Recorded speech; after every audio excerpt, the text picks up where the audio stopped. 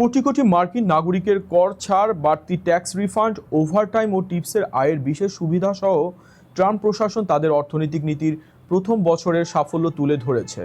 তবে এই দাবিগুলো নিয়ে রাজনৈতিক বিতর্কও কম নয়। কোন খাতে কে কত সুবিধা পেয়েছেন এবং বিরোধীদের আপত্তি কী, বিস্তারিত জানুন প্রতিবেদনে।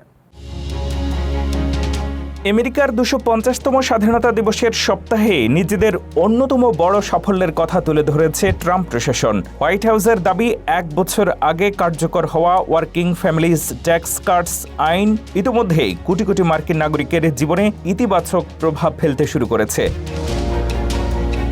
প্রশাসনের প্রকাশিত তথ্য অনুযায়ী চলতি কর মৌসুমে গড় ট্যাক্স রিফান্ড বেড়ে $৩,৪০০ বেশি হয়েছে, যা গত বছরের তুলনায় প্রায় ১১% বেশি। এছাড়া ৯৭% করদাতা কোনো না কোনো ধরনের কর ছাড়ের সুবিধা পেয়েছেন। কর ছাড় পাওয়া ব্যক্তিদের মধ্যে প্রায় ৭০% বার্ষিক আয় $১ লাখ কম বলে দাবি করা হয়েছে।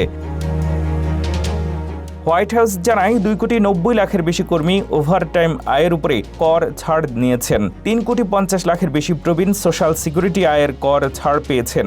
একই সঙ্গে প্রায় ৮০ লাখ কর্মী টিপস আয়ের উপরে কর ছাড়ের সুবিধা ভোগ করেছেন। এছাড়া ৪ কোটি পরিবার উন্নত চাইল্ড ট্যাক্স ক্রেডিট পেয়েছে এবং ১২,৭০,০০,০০০ বেশি করদাতা স্থায়ীভাবে বাড়ানো স্ট্যান্ডার্ড ডিডাকশনের সুবিধা পেয়েছেন।